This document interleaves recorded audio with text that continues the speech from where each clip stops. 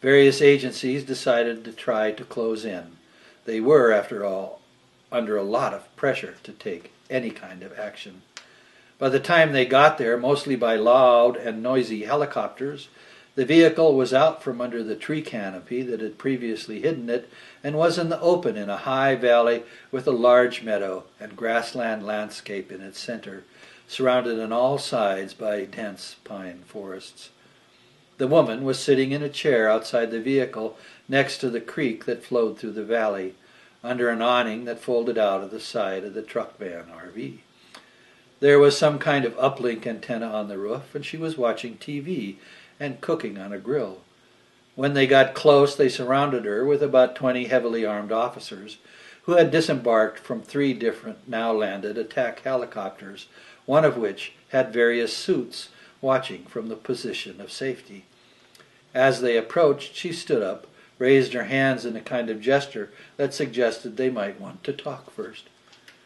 Fortunately, the most senior FBI guy had once been a hostage negotiator and very much wanted her to surrender without any fighting. He separated from the surrounding circle and walked to within 5 feet of her. She was well endowed in a sexual sense, wearing mostly loose clothing and shorts showing a lot of tanned leg above good boots that had small knife sheaths on their outer edges. She seemed to be at least 50 years old or more. Her hair was long and worn in a braid. Its color was naturally blonde with silver-gray streaks. She had no makeup, although she wore a bit of silver and turquoise jewelry, earrings, and a bracelet. In the pictures they had taken of her before she had disappeared, she was always dressed overly warm, wearing a baseball cap and sunglasses. They hadn't ID'd her, as she had no fingerprints in the system. Fingerprints they pulled from discarded coffee cups at one of the rifle ranges. Tracing the vehicle license plate had come up empty as well. Some suggested she must have been some former kind of government operative to have left no obvious identity traces that they had been able to find. Her first words were, "You are in a lot of danger. Think carefully before you act." She paused to let that sink in.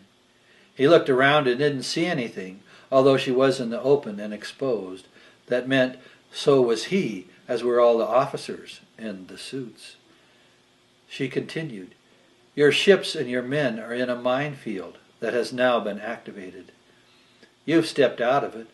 I have a lot of friends." At which point she slowly raised her left hand with 5 fingers splayed out, clearly some kind of signal. At the edge of the surrounding thick pine woods there was movement, and soon there were at least a couple hundred armed men, and possibly women as well, stepping out into the clear all around them. The FBI guy raised his hand and with a couple of gestures told his men to not move, and in fact to sit down. There was muttering, but also obedience. They were well trained. She turned to a second chair, invited him by gesture to sit in the shade. It was about noon on a sunny summer day. He sat and was offered a drink of water. She made another gesture and then said, "The minefield is now turned off. If any of your men get up, it will be turned back on." He started to speak, but she put her finger to her lips and shushed him. "You are going to leave. There is no reason for any loss of life, and you have no evidence, only suspicion. An arrest would be set aside by a court, although I wouldn't expect to ever be allowed to get to court. That being the case, I'm not going to submit to a fake arrest by Homeland Security only to disappear into a lifetime of custody and torture as some kind of assumed domestic terrorist.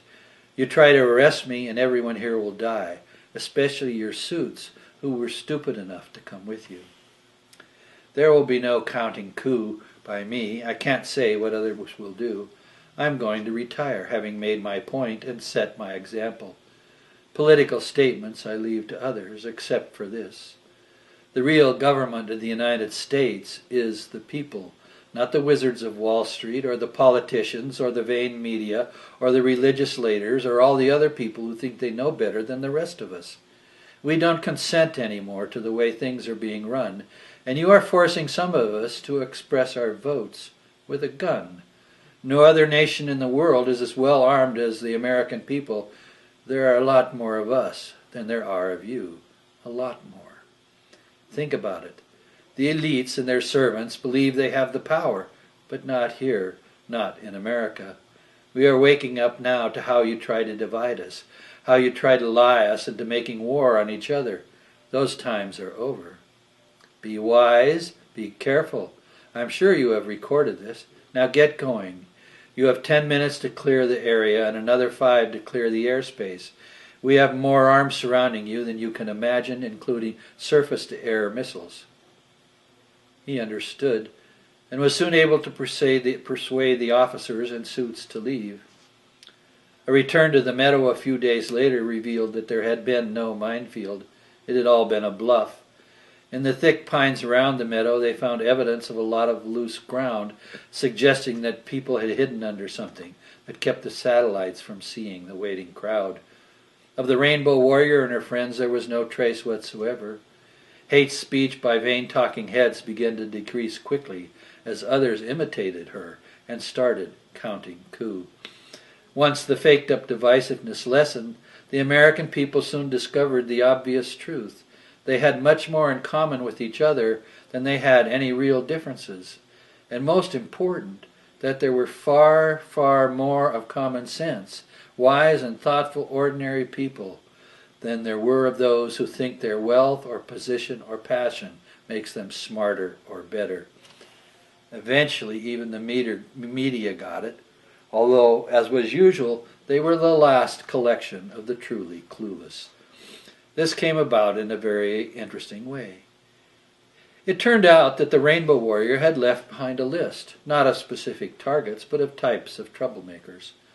For example, she pointed out what was being done out of impulses of greed and desire for power by agribusiness, which was destroying through bad gene transfer science the food chain, and also interfering in healthy worldwide agricultural developments by patenting genetically modified grains.